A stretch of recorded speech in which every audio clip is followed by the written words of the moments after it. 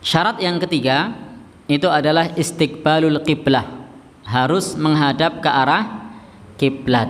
Jadi syarat yang ketiga ini harus menghadap ke arah kiblat. Bapak Ibu yang berbahagia yang dirahmati oleh Allah Subhanahu wa taala, menghadap kiblat ini merupakan syaratum min syurutis shalah, merupakan syarat dari syarat-syaratnya salat. Tidak sah illa bihi, kecuali dengan menghadap ke arah kiblat. Innallaha ta'ala amara wa karara, sesungguhnya Allah memerintahkan dan mengulang-ulang. Jadi Allah memerintahkan dan Allah mengulang-ulang. Jadi perintahnya itu diulang-ulang beberapa kali. Jadi diulang-ulang beberapa kali di dalam Al-Quran. Di awal juz 2 nanti akan kita banyak temui, wa min haitsu kharajta fawalli wajhaka syatral masjidil haram. Itu lafaz ini kita ulangi berulang kali. Wa haitsu ma kuntum fawallu wujuhakum syatrah. Ini adalah ayat yang menjelaskan kepada kita untuk menghadap ke arah kiblat.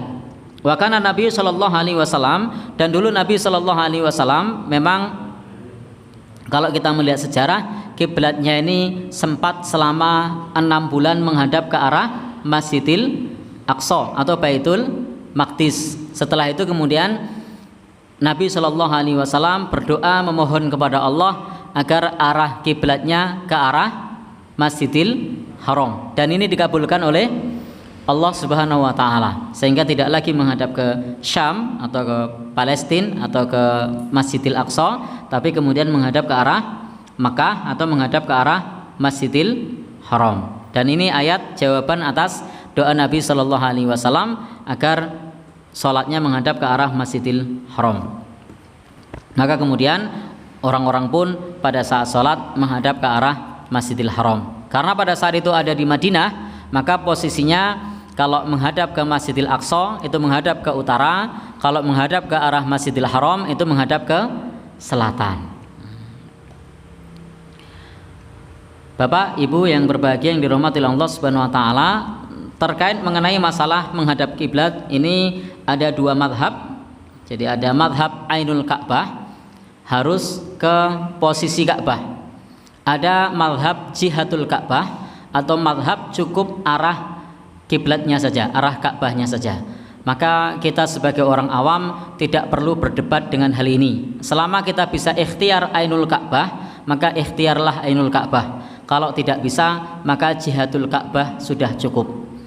Jadi kalau kita bisa ikhtiar untuk maksimal ke posisi Ka'bah, maka lakukanlah. Kalau ternyata tidak mampu, maka cukup ke arahnya saja, tidak harus pas bener.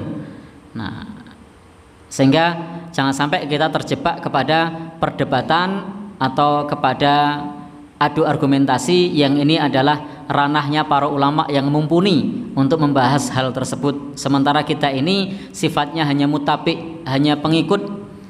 Kita bukan sebagai orang yang punya kapasitas untuk beristihad. Sementara para ulama madhab yang 4 sekalipun itu memiliki pendapat yang berbeda.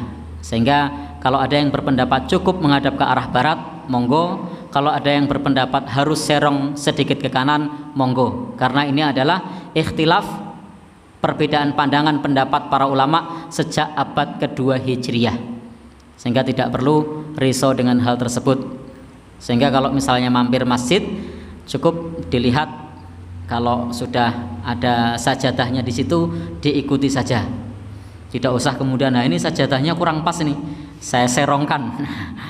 Atau kemudian buka kompas, wah ini geser sedikit ini. Jadi diikuti saja.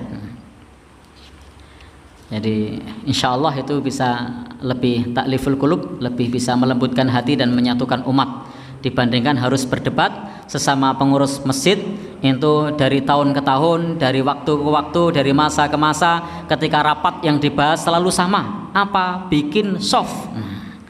Sehingga menjadi sangat saru ketika pengurus masjid setiap tahun selalu berdebat, selalu tengregejek hanya membahas masalah soft. Ganti pengurus, softnya miring, ganti pengurus, softnya lempeng. Semua mempertahankan argumennya masing-masing. Maka saya sarankan legowo.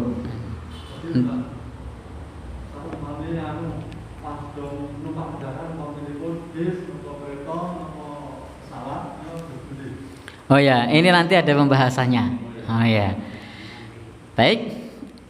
Jadi ini semua kita dianjurkan untuk menghadap ke arah kiblat. Ini merupakan syarat sahnya. Jadi ini merupakan syarat sahnya. Ini dalam posisi normal. Jadi dalam posisi normal.